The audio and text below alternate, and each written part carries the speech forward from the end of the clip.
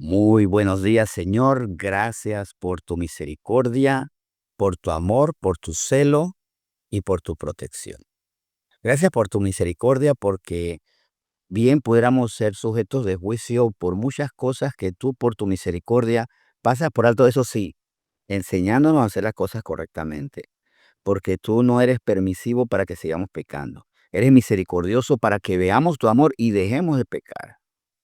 Y por eso también eres amoroso, Señor, muestras tu amor. Y muestra también tu celo que nos lleva a una guía, a una protección y también a una guía. Con celo nos proteges, con celo también nos guías para que caminemos por la senda de justicia, para que nuestros caminos sean rectos, para algo que aprendimos incluso, que estábamos meditando anoche ya que como matrimonio es que tú enseñas a los rectos de corazón, a los que enderezan su senda, tú le muestras su sabiduría. Lo que me lleva a mí a entender que para recibir de ti, primero tenemos que enderezar nuestras vidas, reconociendo lo torcido de nuestros caminos, nuestros pensamientos, para poder entonces ser beneficiarios de pensamientos que requieren una mente de Cristo. Porque los pensamientos tuyos son tan altos y tan puros que no pueden caer en mentes bajas y que también son impuras. Por supuesto, entonces lo que tú quieres es que nos dispongamos, que por medio del Espíritu Santo que nos hace nuevos, por medio de ti, Señor Jesucristo, porque te glorificamos a ti, porque en Cristo es que somos nuevas criaturas. En nuestra naturaleza anterior éramos viejas criaturas, no solo limitadas, no solo impuras, sino llevadas, preparadas para condenación, mas en Cristo, nuestro Salvador, ahora somos nuevas criaturas que vivimos esperando tu regreso. Y si no regresas igual, porque, o sea, no, perdón, porque sí vas a regresar, pero si no regresas antes que pasen nuestros días, sino después de nuestra muerte, igual te veremos, resucitaremos, tú nos harás resucitar, tú serás nuestra resurrección y nos darás vida eterna. Eso desde ya nos lo garantizas. Por eso, gracias, Señor, porque tú eres el sujeto de toda la gloria, jamás nosotros, porque ello fue necesaria tu gracia, no tomando en cuenta, echando al fondo del mar nuestros pecados por el acto de reconocer que hemos pecado y arrepentirnos, para entonces ser lavados por tu palabra y por tu espíritu, y por ti, Señor Jesucristo, ser ahora defendidos para que nada ni nadie nos pueda arrebatar de tu mano. Señor, te damos gracias por lo que hoy nos va a enseñar. Llévanos a lo que siempre es necesario recordar. Llévanos, Señor, a poder vivir esto con una mente llena de tu sabiduría, un espíritu lleno de repleto humildad y un ánimo repleto de diligencia y continuidad. Diligencia y contundencia y disciplina en hacer tu buena voluntad, para que no cansándonos de hacer el bien, no desmayando en el momento que tú dispongas, cosecharemos, segaremos, Señor, segaremos. Así será. Señor, gracias por esta palabra que hoy tienes para nosotros. La bendecimos desde ya en nombre de Jesús. Amén. Muy bien, gracias a todos por conectarse. Recordando que hoy estamos dando continuidad a un ciclo, a una serie sobre la sal y la luz que somos nosotros. Que el Señor, porque nosotros no tenemos los méritos, el Señor Jesucristo nos delegó a nosotros ser sal y la luz de este mundo. Así que hoy vamos a ver, y este es el título de la palabra de hoy, tres características fundamentales de la sal y la luz, segunda parte. Recuerdan que la primera parte, recuerdan las tres características, eran, no quiero fallar a ninguna de estas, y de todas maneras voy a mis notas, es que las tengo memorizadas, pero de repente se me pasan en el orden. Sí, ahora sí recuerdo. Ser pacíficos, pacificadores, tenemos que ser pacificadores, ser misericordiosos y de buen fruto. Ahora, vamos a sumar a esas tres características que vimos el miércoles, estas tres. Imparcialidad, sinceridad, o sea, sin hipocresía, ser personas sin hipocresía y dispuestos a reconocer nuestras limitaciones para no solo comprender cómo estamos, qué estamos bien y qué estamos mal, sino la parte, lo importante, cómo Jesucristo es la respuesta. Y vamos a ver en todo a Jesucristo como la respuesta. Jesucristo, su palabra y su espíritu. Primero que todo es necesario para ser luz de la tierra, comprender que muchas veces vamos a tener que estar en medio de situaciones, dos o más bandos. ¿Y qué es lo importante? Dentro de todas las situaciones que estamos viviendo en nuestra familia, en nuestro trabajo, en nuestra comunidad, ser imparciales. La imparcialidad es un aspecto fundamental a la hora de atender necesidades. El Señor quiere que seamos imparciales. El Señor quiere que no vayamos por un bando o por el otro, que no haya intereses creados. Yo sé que a veces hay conflicto de intereses. ¿Qué hago yo si una de las partes es mi hijo y la otra parte tal vez es hasta mi enemigo? ¿Qué yo hago? O alguien que tal vez no sea mi enemigo, pero obviamente ni siquiera tiene una cercanía, ni siquiera comparte mis pensamientos. Claro que yo me voy a inclinar por mi hijo, pero es lo que el Señor quiere que haga, o más bien debo inclinarme por la verdad. Jesucristo dijo: yo soy el camino, la verdad y la vida. Aquí es donde tenemos que poner en primer lugar lo que Jesucristo es para nosotros. Es el camino, sí, es el camino por el que debo andar. Y ese camino está marcado por su justicia, por su justicia. Él es la verdad, así que obviamente no puede haber parcialidad, porque parcializarme, tener preferencia por alguien, independientemente de la verdad, entonces ya me vuelve mentiroso. Y Él es la vida, por supuesto. La vida abundante, la vida correcta y la vida eterna. Pero quiero enfatizar mucho en eso, y hay Biblia con respecto a esto. Ser imparciales, como Jesucristo lo fue, y como Él nos demanda a nosotros ser. Dice, vamos a la palabra de Dios, a Isaías, capítulo 56. En Isaías capítulo 56 se habla de una ordenanza de nuestro Señor, de nuestro Dios que nos gobierna, que nos guía, que quiere lo mejor para nosotros, pero lo mejor para nosotros porque hacemos lo mejor para Él, y es obedecerle. Dice Isaías 56, versículo 1. Así dijo Jehová, guardad derecho y haced justicia, porque cercana está mi salvación para venir y mi justicia para manifestarse.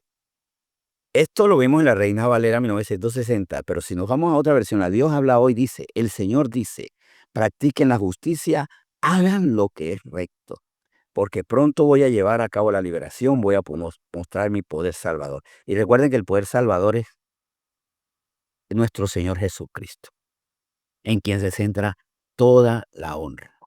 Y por honor a quien va a venir por nosotros, ¿qué debemos hacer en el interín, en la espera?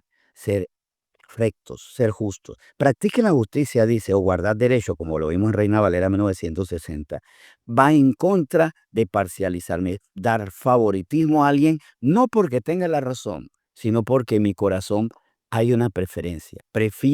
Siempre prefiero que alguien gane. Eso me lleva a mí a la imparcialidad. Así que en ese sentido, creámosle al Señor y a su ordenanza, guardar derecho. O como dice la versión Dios habla hoy, practiquen la justicia, hagan lo que es recto. Sé que duele, ser imparcial es doloroso, pero hasta en esto, el Señor, ¿qué nos dice? El Señor nos dice que dejemos nuestras cargas. Mateo 11 siempre así lo dejan. Si estamos cargados, demandados, afligidos, demandados por la carga a veces de llevar estos juicios, descansemos en Él. Y Él nos dará precisamente eso, descanso. Y a veces nosotros limitamos hasta la justicia de Dios por querer poner como nuestra parcialidad como justicia. Ahora, el otro punto que es necesario es vivir sin hipocresía. ¿Y qué es la hipocresía? Bueno, Jesucristo, nuestro Señor, lo definió así. Vamos a ver cómo Jesucristo rechazaba esta hipocresía, como para Él no era correcta, por supuesto, no podía hacerlo, en Mateo 23. Mateo 23, vamos a leer desde el versículo 13. Miren cómo él habla de la hipocresía. Mateo 23, del versículo 13. Mas hay de vosotros, escribas y fariseos, porque cerráis el reino de los cielos delante de los hombres, pues ni entráis vosotros, ni dejáis entrar a los que están entrando. Hay de vosotros, escribas y fariseos hipócritas, porque devoráis las casas de las viudas y como pretextos hacéis largas oraciones, por esto recibiréis mayor condenación. Hay de vosotros, escribas y fariseos, hipócritas, porque recorréis mar y tierra para ser un prosélito, y una vez hecho le hacéis 2 veces más hijo del infierno que vosotros. Aquí él insiste, o sea, dejen de vivir con ese doble ánimo. Hacen una cosa, pero terminan dañando, o hacen una cosa sin autenticidad. La hipocresía es fingir. Es más, me llama mucho la atención porque buscando la definición, quería irme a la Biblia en su original griego, y resulta que hipócrita me da curiosidad porque me recuerda hasta un oficio que hice por un tiempo. No es que fue hipócrita profesional, pero de cierta forma sí. ¿Por qué? Porque el término hipócrita que utiliza Jesucristo es hupocrites, y es interesante, ¿no? Hupocrites era un término que en griego se utilizaba para el actor. O sea, Jupocrités es actor bajo un carácter asumido. O es un actor, es un simulador. Y sí, ciertamente no es que lo hiciera con toda la malevolencia, pero me recuerda que eso es un actor, alguien que finge lo que no es. Lo que uno ve en el escenario o en pantalla no es la verdad. Es lo que representa. Y así somos nosotros cuando decimos algo que no se parece. Y nosotros tenemos que quitar la hipocresía, ser verdaderos cuando somos luz. Nuestra luz no es sucedánea, nuestra luz no es falsa. La luz de Cristo es verdadera, y para eso tenemos que quitarnos ese doble ánimo.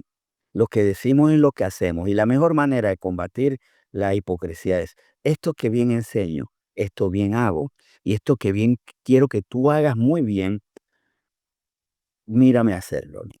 Jesús dijo, porque nuestro pilar es Jesucristo: sea manso y humilde de corazón como yo. Que lleváramos su yugo sobre nosotros, o sea, sobre nosotros, su yugo, su vida, que la imitáramos, con su espíritu, con su carácter, con su integridad. Y Jesucristo, recuerden que todo lo podemos en Cristo que nos fortalece, ciertamente.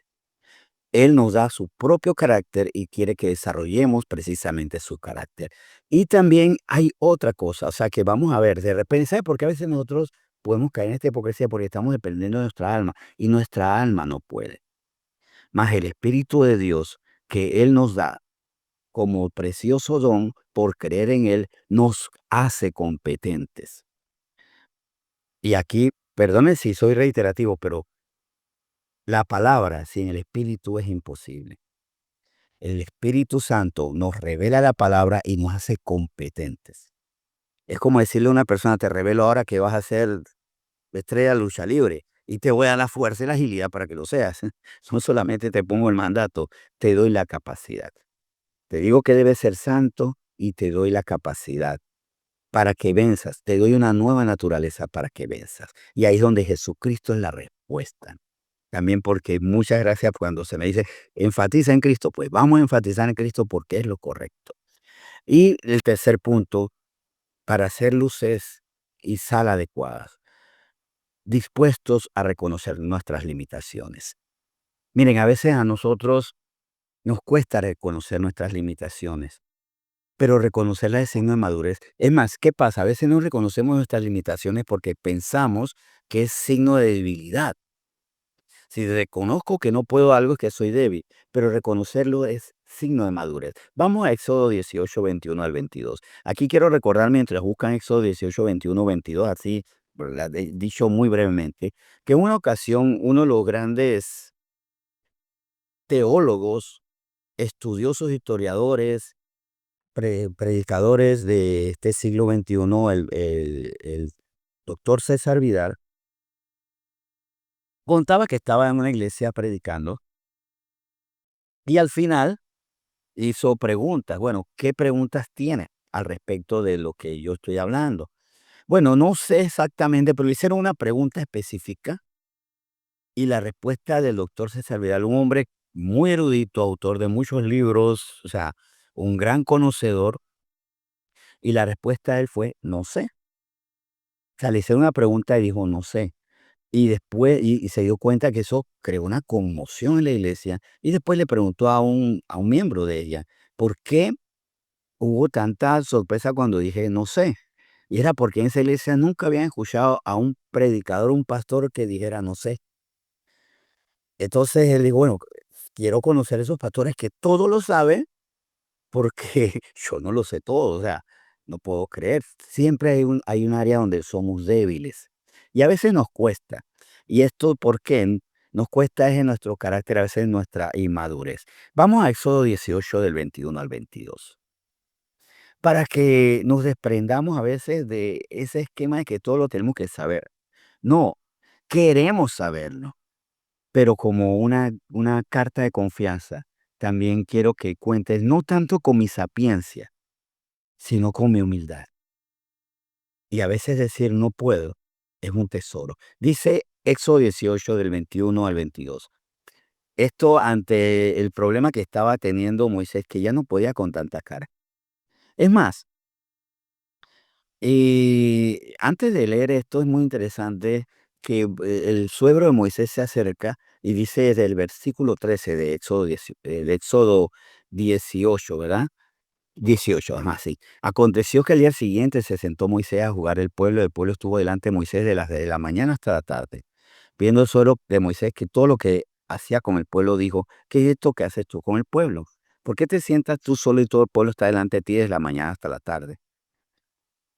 Y Moisés respondió a su suegro: porque el pueblo viene a mí para consultar a Dios. Cuando tienen asuntos, vienen a mí, y yo juzgo entre el uno y el otro y declaro las ordenanzas de Dios y sus leyes. Entonces el suegro de Moisés le dijo: no está bien lo que haces. Desfallecerás del todo. Ahí vas a tener una generación. Desfallecerás del todo y tú y también este pueblo que está contigo. Porque el trabajo es demasiado pesado para ti. No podrás hacerlo tú solo. Oye ahora mi voz, yo te aconsejaré y Dios estará contigo. Estás tú por el pueblo delante de Dios y somete tú los asuntos a Dios. Y enseña a ellos las ordenanzas y las leyes y muéstrales el camino por donde debe andar y lo que han de hacer. Además, escoge tú entre todo el pueblo varones de virtud, temerosos de Dios, varones de verdad, que aborrezcan la avaricia, y ponlos sobre el pueblo por jefe de millares, de centenas, de 50 y de 10. Después vemos que efectivamente Moisés oyó la voz de su suegro e hizo todo lo que le dijo. Escogió a varones para estar en grupos y así pudo cumplir. Pero lo primero fue aceptar su limitación. Aquí la limitación más que no conocer era ya el cuerpo no le podía dar. Es más, estaba conteniendo la respuesta de muchos porque muchos podían tener respuesta expedita y tenían que esperar a los muchos antes. Y como a veces nuestro ego limita, porque no sé y no reconozco, no delego. Cuando yo no delego, estoy mostrando inseguridad, estoy mostrando falta de humildad, estoy mostrando a veces que dependo más de mí y no de nuestro Señor. Y para eso quiero que descansemos ahora en Romanos capítulo 6, porque la respuesta es el Señor, por supuesto. ¿Cuál es el problema? Nuestro pecado. A veces nos falta ser rectos, somos parcializados. ¿Cuál es nuestro otro pecado? A veces, en vez de ser como debemos ser, que es el otro punto que había explorado, ¿no? Sin hipocresía, no somos honestos, somos hipócritas. Hacemos, no más bien decimos, pero no hacemos. Ese es un pecado. Y el orgullo que nos lleva a no disponer nuestras limitaciones, tiene respuestas de eliminar todo esto en el Señor. Y para eso les invito a que veamos, como le había dicho Romanos capítulo 6. Dice Romanos 6 del versículo 1. ¿Qué pues diremos? ¿Perseveraremos en el pecado para que la gracia abunde? En ninguna manera. Porque los que hemos muerto al pecado, ¿cómo viviremos aún en él? ¿O no sabéis que todos los que hemos sido bautizados en Cristo Jesús hemos sido bautizados en su muerte? Porque somos sepultados juntamente con él para muerte por el bautismo, a fin de que como Cristo resucitó a los muertos por la gloria del Padre, así nosotros también andemos en vida nueva. ¿Cuál es el papel de Cristo para sepultar nuestros pecados? Entender que Él murió y que con su muerte también lleva a la cruz y a la tumba lo que debe perecer. que son nuestros pecados. Lo único que no pereció, que no se descompuso en la tumba, fue el cuerpo de Jesús. Mas en la tumba se debe quedar toda nuestra naturaleza. Tiene que haber una naturaleza muerta, y es la vieja naturaleza. Por Cristo nosotros resucitamos. Así que para nosotros vencer todos estos pecados que hoy hemos visto y los anteriores, la respuesta es Jesucristo, entregándole nuestra vida a Él, dándole gracias a Él, dándole gracias con un corazón humilde, regocijado. Señor, gracias por lo que hiciste por nosotros. Gracias que diste tu propio espíritu, pusiste tu propio espíritu para hacernos nuevos. La respuesta es Jesucristo, por supuesto. Y aquí es donde, como adoradores, debemos rendirnos a Él. Porque el Señor que busca adoradores en espíritu, ¿verdad? Pero hay algo que me gusta mucho cuando Él hablaba, por ejemplo, a la samaritana de los adoradores. El término es proscuneo. Y proscuneo es postrados delante de Él. Personas que le rinden culto a Él, que muestran que el Señor es quien tiene toda autoridad y nosotros toda equivocación. Él tiene todo el bagaje moral y nosotros no. Él tiene absolutamente la verdad y nosotros no. Lo que tenemos es un puñado o a veces un arsenal de mentiras. Un puñado queda corto, a veces tenemos un arsenal de mentiras con el que queremos defendernos. Mas la verdad es la que nos hace libres estas luchas. Y la verdad es Cristo Jesús. Así que el Señor nos ha mostrado nuestras debilidades, pero también Él se muestra como nuestra respuesta. Porque como dice finalmente Romanos 6, versículo 5, porque si fuimos plantados juntamente con Él en la semejanza de su muerte, así también lo seremos en la de su resurrección. Sabiendo esto, que nuestro viejo hombre fue crucificado juntamente con Él, para que el cuerpo del pecado sea destruido, a fin de que no sirvamos más al pecado. Porque el que ha muerto ha sido justificado del pecado, y si morimos con Cristo, creemos que también viviremos con Él. Creemos que también viviremos con Él, por supuesto. Estamos muertos al pecado gracias a nuestro Señor Jesucristo. Para que vivamos ahora, miren, si morimos con Cristo, para que creamos que viviremos con Él. Viviremos con Él en la eternidad, pero ya viviéndolo desde ya con Él. Desde ya vivimos con Él porque su Espíritu está en nosotros. Somos templo del Espíritu Santo. No ignoremos que mora en nosotros y ahora glorifiquemos a nuestro Señor, que en su cruz firmó, o más bien consumó el pacto que estaba firmado desde la eternidad para nuestra redención y para vencer nuestra vieja naturaleza. Es por Cristo que podemos lograrlo y en Cristo que lo vamos a alcanzar. Vamos a orar. Señor, muchas gracias por esta palabra hoy. Señor, la respuesta absoluta de todo eres tú. En nosotros moró el pecado por mucho tiempo, se acomodó, puso todas sus reglas, se asentó, nos adiestró. Fuimos adiestrados por los pecados.